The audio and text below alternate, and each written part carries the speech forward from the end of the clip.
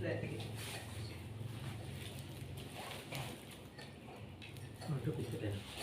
wassalatu wassalamu ala Rasulillah wa ala alihi wa sahbihi wa man wala. Assalamualaikum warahmatullahi wabarakatuh. Waalaikumsalam. Kita melanjutkan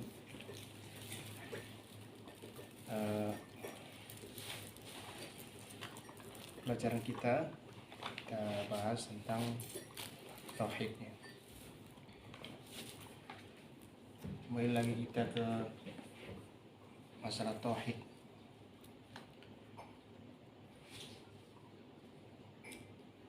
Kita baca bukunya Syekh Abdul Rahman bin Hasan Al-Syekh yang mensyarah kitab tauhid yang ditulis oleh Syekh Muhammad bin Abdul Wahhab rahimahullah ta'ala.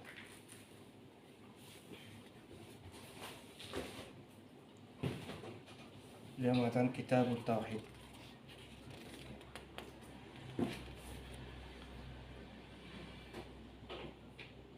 Kata beliau, wa tauhidu nau'ani. Tauhid itu ada dua macam. Tauhidun fil ma'rifah wal itsbat. Tauhid di dalam ma'rifah dan itsbat, dan itsbat itu menetapkan. Wa huwa tauhid rububiyah wal asma was sifat. Tauhid rububiyah dan asma was sifat. Jadi penamaan tauhid ini di zaman sekarang ada tauhid yang tiga. Itu dulunya ada juga yang menyatakan dua gitu. Tapi padahal tiga ini jadi dua. Jadi tidak usah bingung tentang tiga, dua itu. Tapi yang penting adalah esensinya, esensi tauhidnya.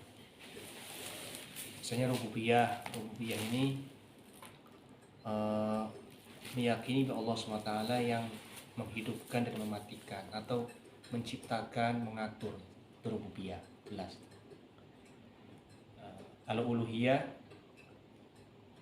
menerangkan tauhid bagaimana seorang hamba menyembah hanya kepada Allah saja. Itu uluhiyah itu. Makanya uluhiyah itu bahasanya dia ke kuburan menyembah orang yang dikubur atau dia mendoakan orang yang dikubur. Nah, itu uluhiyah itu hubungannya. Tapi kalau Allah yang memberi rezeki, yakin itu rububiyah. Adapun asma wa sifat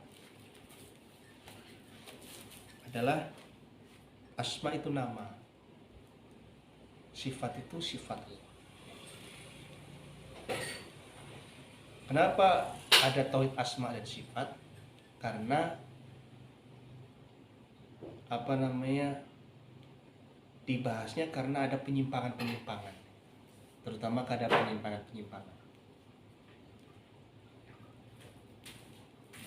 penyimpangan dalam asma wa sifat. Seperti ada orang yang menyatakan bahwa Allah tidak punya nama.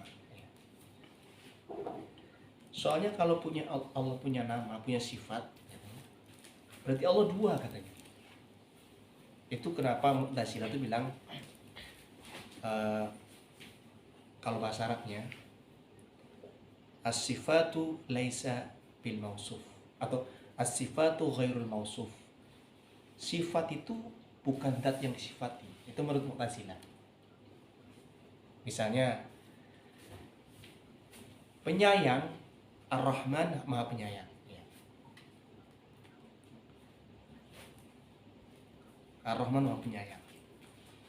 Allah punya sifat Maha Penyayang. Nah, itu. Ya kan? Kata Mu'tazilah, kalau Allah punya sifat penyayang,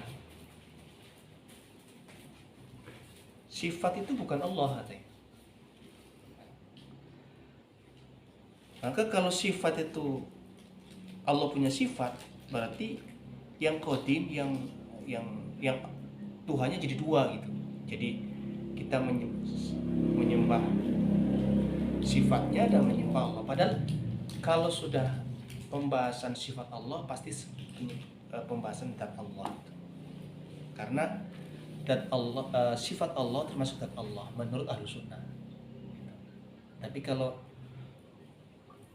Mu'tazilah bilang yang sifat itu bukan Allah. Ya kalau bukan Allah siapa? Ciptaan Allah SWT.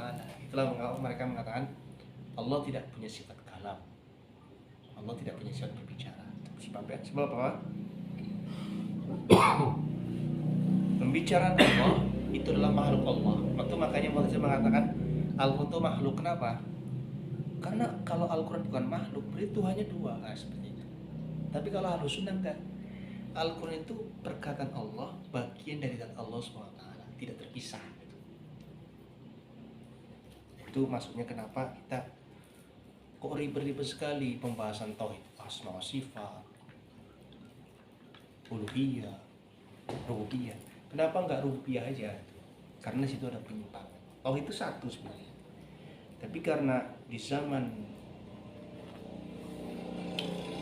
Ahmad bin Hanbal, seorang ulama besar dari kalangan tabi'ut tabi'in atau muridnya tabi'ut tabi'in. Kalau Imam Syafi'i itu tabi'ut tabi'in. Ya.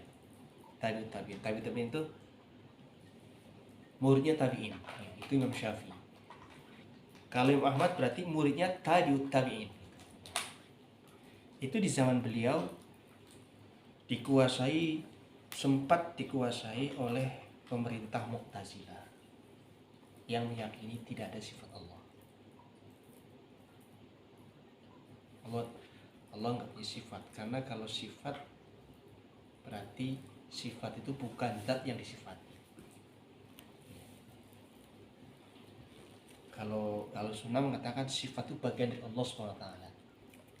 Itu harus dibedakan cara pandang Mu'tazilah. Kenapa bisa begitu? Karena Mu'tazilah itu bukan orang-orang bodoh gitu. Dia seperti Syekh Zamakhsyari, itu pengarang kitab Tafsir Al-Kasyaf, orang ahli besar, tapi jatuh kepada Mu'tazilah yang mengatakan Al-Quran makhluk. Padahal Al-Quran itu adalah kalamullah, perkataan Allah, dan perkataan Allah adalah sifat Allah gitu. Bukan makhluk gitu. Itu contoh daripada kenapa kita membagi tauhid seperti itu. Tapi di buku ini kata Syekh ya, mengatakan tauhid itu ada dua katanya. Pertama tauhid ma'rifah. Ma'rifah ini pengetahuan, mengetahui. Misalnya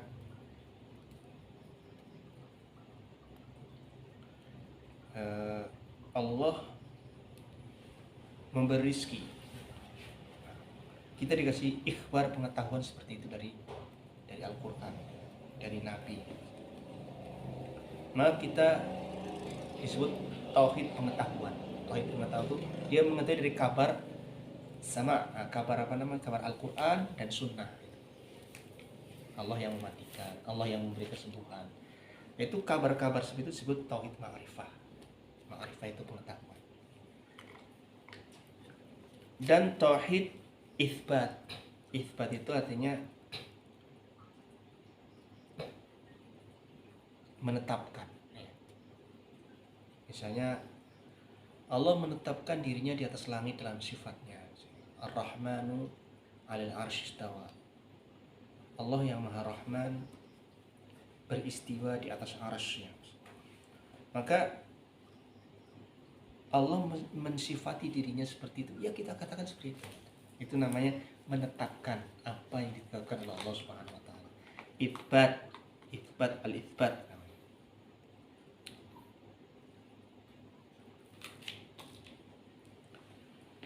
Yang kedua kata beliau, wa tauhidu fit talab wal qasd. Tauhid tolab atau permintaan, meminta. Wal qasdu dan menyengaja. Artinya kita meminta hanya kepada Allah dan menyengaja tujuan kita kepada Allah Subhanahu wa taala. Itulah tauhid uluhiyah. Jadi beda nama nggak apa-apa, yang penting paham gitu. Misalnya ada orang mengatakan tauhid dibagi tiga. Jangan salah paham dulu. Kok tauhid dibagi tiga? Bukan. Esensinya harus kita baca. Walaupun ulama dulu mengatakan dua, ada bedanya. Dua itu tiga juga. Gitu.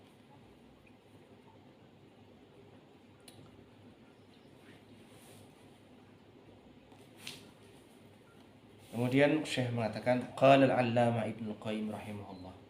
Berkata al-allamah Ibnu Qayyim rahimahullah.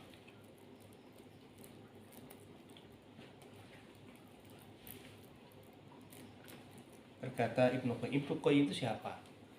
Ibnu Qayyim itu adalah murid Ibnu Taimiyah, murid terbaik ya. Beliau orang yang menemani Syekhul Islam Ibnu Taimiyah di penjara sampai meninggal. Ibnu Taimiyah meninggalnya tahun 728 Hijriah. Sampai meninggal menemani gurunya Ibnu Taimiyah, Ibnu Qayyim. Dan kata para ulama atau kata salah satu Ibnu Hajar mengatakan, seandainya Ibnu Taimiyah itu enggak punya kebaikan apa-apa,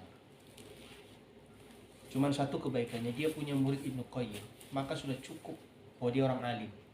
Kenapa? Karena Ibnu Qayyim itu bukunya sangat banyak, karangannya luas, ilmu hadisnya luas.